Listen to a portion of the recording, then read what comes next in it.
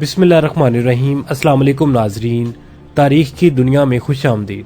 नाज़रीन, जैसा कि आप जानते हैं कि ये कंफर्म है कि पाकिस्तान चीन का नया 5th generation fighter jet J-35 खरीदने वाला है। लेकिन नाज़रीन, अभी तक ये कंफर्म नहीं था कि पाकिस्तान चीन से कितने J-35 खरीदेगा। तो नाज़रीन, अब इंटरनेशनल मीडिया के मुताबिक, जिसमें चाइनीज मीडिया और वेस्टर्न मीडिया भी शामिल है, ये दावा करे कि पाकिस्तान चीन से 40 J-35 एयरक्राफ्ट खरीदेगा और चीन का ये स्टेल्थ तैयारा खरीदने वाला पाकिस्तान पहला मुल्क होगा। रिपोर्ट्स के मुताबिक ये 40 तैयारे 2 साल के अंदर अंदर पाकिस्तान को डिलीवर होंगे। और नाज़रीन, ये एयरक्राफ्ट पाकिस्तान के पास पहले से मौजूद अमेरिकी F-16 और फ्रांसीसी मिराज तैयारों को रिप्लेस करेगा। J-35 के बारे में थोड़ा सा बता दें कि ये 2 इंजन पर मुश्तमिल, हर मौसम में काम करने वाला, रेडार में नजर ना आने वाला और हर किस्म के कॉम्बैट रोल के लिए डिजाइन किया गया एयरक्राफ्ट है, जिसकी मैक्सिमम स्पीड मार्क 1.8 है। मैक्सिमम रेंज 2000 किलोमीटर तक है और एयर टू एयर कॉम्बैट लड़ने के लिए इसके पास PL-15 जैसा लॉन्ग रेंज मिसाइल है, जिसकी रेंज 300 किलोमीटर तक है। नाज़रीन, इस पूरे रीजन में चीन ही था जिसके पास 5th जनरेशन तैयारा है और अब इस लिस्ट में पाकिस्तान भी शामिल हो गया है। पाकिस्तान के इस जेट को लेने के बाद डायनामिक्स कुछ चेंज हो जाएंगी। पाकिस्तान इंडिया से एक हाथ ऊपर हो जाएगा, क्योंकि इंडिया के पास 5th जनरेशन फाइटर जेट अभी के लिए नहीं है। इंडिया चूंकि अपने 5th जनरेशन फाइटर जेट पर काम कर रहा है, जैसे कि पाकिस्तान भी कर रहा है, लेकिन इंडिया का ये 5th जनरेशन फाइटर जेट बनने में भी काफी देर है। और अगर पाकिस्तान J-31 या J-35 एक्वायर कर लेता है तो पाकिस्तान की इंडिया पर एयर डोमिनेंस बढ़ जाएगी।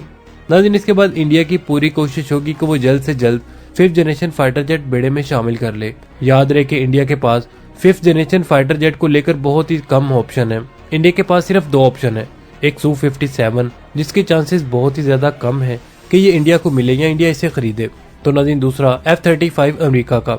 Su-57 रूस का stealth 5th generation fighter jet है, लेकिन नाज़रीन मसला ये है कि इंडिया माजी में रूस के साथ मिलकर इसी Su-57 पर काम कर रहा था।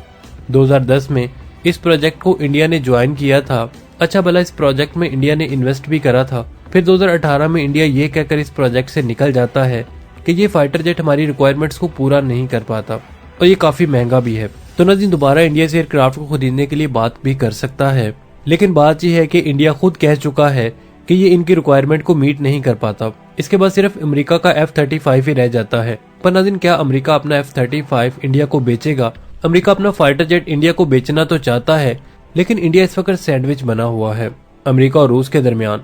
इंडिया अगर अमेरिका का F-35 लेता है तो रूस नाराज होगा। रूस ने मना किया हुआ है इंडिया को अमेरिका का F-35 तैयारा लेने से।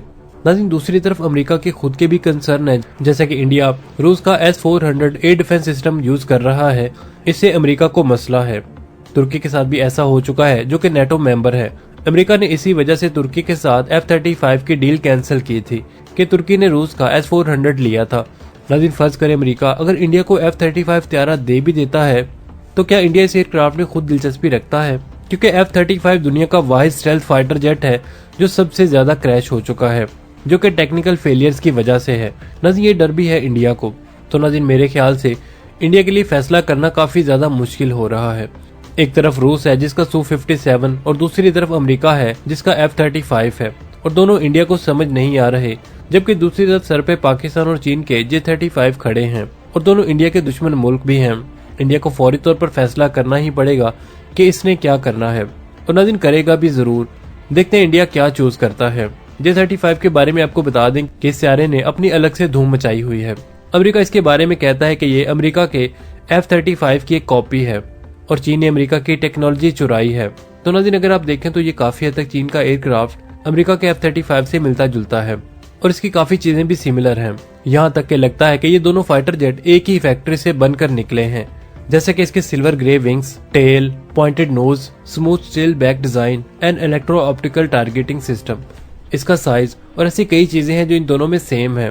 लेकिन अगर परफॉर्मेंस की बात की जाए तो चीन का J-35 स्पीड में, रेंज में, वेपन्स कैरी करने में अमेरिका के F-35 से कुछ बेहतर है। नाज़रीन, चीन का ये तैयारा अमेरिका के F-35 का कॉम्पिटिटर समझा जा रहा है और जो मुल्क अमेरिका के F-35 को नहीं खरीद सकते, इनके लिए ये सबसे बेहतरीन ऑप्शन है। चीन के एयरक्राफ्ट के बारे में समझा जा रहा है कि ये काफी हद तक मार्केट ग्रैब कर लेगा, जिसका आगाज पाकिस्तान ने कर भी दिया है। नाज़रीन, पाकिस्तान के अलावा मिस्र ने इस एयरक्राफ्ट में दिलचस्पी दिखाई है। इसके अलावा वो अरब ममालिक जो अमेरिका से F-35 खरीदना चाहते थे, पर अमेरिका इन्हें नहीं बेचना चाहता। इनके लिए एयरक्राफ्ट भी बेहतरीन ऑप्शन है। नाज़रीन, अगर 90 से पहले की बात की जाए और अब के पाकिस्तान की बात की जाए तो पाकिस्तान की काफी ज्यादा सोच में और हिकमत अमली में चेंजेस आए हैं। पाकिस्तान ने बहुत स्लोली और तरीके से अपने आप को अमेरिका के ब्लॉक से निकालने की कोशिश की है। लेकिन अगर आप एक मुल्क का बहुत सारा इक्विपमेंट यूज कर रहे हैं, वो भी मिलिट्री, और अचानक कहते हैं कि मैं इस ब्लॉक से निकलकर किसी दूसरे ब्लॉक में चला जाऊं, तो नाज़रीन ऐसा बिल्कुल भी नहीं हो सकता। ऐसा करने में आपका ही नुकसान है। पाकिस्तान 90 से पहले वेस्टर्न ममालिक के वेपन यूज करता था, इन्हीं पर डिपेंड करता था। फिर पाकिस्तान को समझ आ गई कि ये ममालिक जब चाहे पाबंदी लगा देते हैं, और मुस्तकबिल में भी इनका यही काम हुआ था। इसलिए पाकिस्तान ने जितना भी मुमकिन हो सका खुद के वेपन्स बनाना शुरू किए। और नाज़रीन, अगर इतने रिसोर्सेज नहीं थे तो पाकिस्तान ने चीन की मदद ली। जैसा कि पहले पाकिस्तान ने JF-17 थंडर बनाया, नेवी फ्रिगेट्स चीन से हासिल की, अब डोजें चीन से ले रहा है, और एक मुआहदे के तहत ये खुद भी बना रहा है। नाज़रीन, खुद पर डिपेंड होना या अमेरिका पर डिपेंड ना होने का फायदा ये है, जैसा कि अभी मिसाइल टेक्नोलॉजी पर अमेरिका ने पाकिस्तान पर सैंक्शंस लगा दी हैं, तो इससे पाकिस्तान को रत्ती बराबर भी फर्क नहीं पड़ता। तो नाज़रीन, पाकिस्तान अपनी तमाम फ्लीट से वेस्टर्न वेपन्स रिटायर करता जा रहा है, जिनके जगह चाइनीज या अपने वेपन्स ले रहे हैं। जैसा कि पाकिस्तान F-16 रिटायर कर देगा और मिराज को रिटायर कर रहा है। पाकिस्तान की अगर जहाँ रिक्वायरमेंट पूरी नहीं हो रही तो वहाँ पाकिस्तान तुर्की की मदद ले रहा है और ये वेपन्स एक्वायर कर रहा है। जैसे कि तुर्की के ड्रोन्स काफी मशहूर हैं, जो कि पाकिस्तान की फ्लीट में भी शामिल हैं। तो नाज़रीन, एक ब्लॉक बन रहा है जिनमें तुर्की, चीन, रूस और पाकिस्तान भी शामिल हैं। J-35 के बारे में थोड़ा सा बता दें कि ये 2 इंजन पर मुश्तमिल, हर मौसम में काम करने वाला, रेडार में नजर ना आने वाला और हर किस्म के कॉम्बैट रोल के लिए डिजाइन किया गया एयरक्राफ्ट है, जिसकी मैक्सिमम स्पीड मार्क 1.8 है, मैक्सिमम रेंज 2000 किलोमीटर तक है, और एयर टू एयर कॉम्बैट लड़ने के लिए इसके पास PL-15 जैसा लॉन्ग रेंज मिसाइल है, जिसकी रेंज 300 किलोमीटर तक है। और नाज़रीन, इंडिया के पास ऐसा कोई air to air missile system मौजूद नहीं है जिसकी रेंज इतनी ज्यादा हो। तो नाज़रीन, ऐसी सूरत में डॉग फाइट शुरू होने से पहले ही खत्म हो जाएगी। J-35 के पास शॉर्ट रेंज मिसाइल्स भी मौजूद हैं और एयर टू ग्राउंड मिसाइल्स भी हैं, जो कि तमाम सुपरसोनिक मिसाइल्स, और इसके अलावा एयर टू ग्राउंड बॉम्ब्स भी मौजूद होते हैं। चीन ने इसके 2 वर्जन बनाए हैं, एक नेवल वर्जन और एक लैंड वर्जन। पाकिस्तान इसका लैंड वर्जन खरीदेगा। पाकिस्तान किस इंटीग्रेशन के साथ ये एयरक्राफ्ट खरीदता है, ये देखना अभी नाज़रीन बाकी है। तो नाज़रीन, अब तक के लिए सिर्फ इतना ही। उम्मीद है आपको हमारी आज की ये छोटी सी वीडियो पसंद आई होगी। अगर वीडियो पसंद आई तो इसे लाइक और शेयर करने के साथ साथ कमेंट सेक्शन में पाक फौज से मोहब्बत की शक्ल में पाक फौज जिंदाबाद का नारा कमेंट जरूर कीजिएगा। मिलते हैं नेक्स्ट वीडियो के साथ, तब तक के लिए आमिर सुहेल को इजाजत दीजिए। अल्लाह निगहबान।